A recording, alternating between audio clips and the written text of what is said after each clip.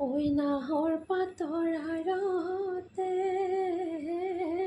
জিলিকে মোৰ জোনৰ হাইলা তোৰে মুখনি। এই গানটো শুনিবলৈ যিমান বতাহ বৰষুণ ৰ'দ সকলো নেওচি আমি দৌৰি দৌৰি যাওঁ জুবিনক চাব।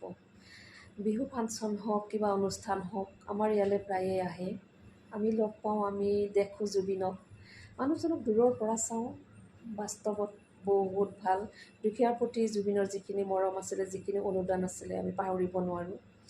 জুবিনক যাতে আমি আমাৰ অন্তৰত জীয়াই ৰাখিব পাৰোঁ জুবিনৰ গানবোৰৰ জৰিয়তে। জুবিনৰ যিবিলাক আশা আছিলে সেই আশাবোৰ পূৰণ কৰাৰ বাবে প্ৰত্যেকজন অসমীয়াই যাতে লাগে। ভাল লাগিছে আজি যিসকল অসমীয়া ওলাই আহিছে জুবিনৰ কাৰণে, যিসকল মানুহ চিফ অসমীয়া বুলিয়েই নহয়, প্ৰত্যেকগৰাকী অসমত থকা ব্যক্তি জুবিনৰ কাৰণে কান্দিছে। আচলতে এটা বহুত আমাৰ কাৰণে অপূৰণীয় ক্ষতি, নিষ্ঠুৰ নিয়তি, মানে যিটো কল্পনা কৰিব নোৱাৰি। সঁচাকৈ হেৰুৱাইছোঁ। জুবিনৰ গানবোৰ বহুত ভাল লাগে, প্ৰায়েই আওৰাই থাকোঁ। গা ধুবলৈ গ'লে, পাকঘৰত ভাত বনাই থাকিলে বহুত জুবিনৰ গানবোৰ গাওঁ।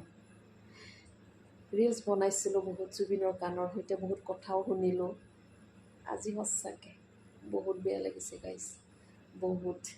জুবিন আমাৰ অন্তৰত সদায় জীয়াই থাকে যেন, আমি যেন সঁচাকৈ এটুকুৰা কহিনুৰ আমি হেৰুৱাইছোঁ। আমাৰ এটা অপূৰণীয় ক্ষতি আৰু মোৰ ক'বলৈ ভাষা নাই। চৰি গাইজ।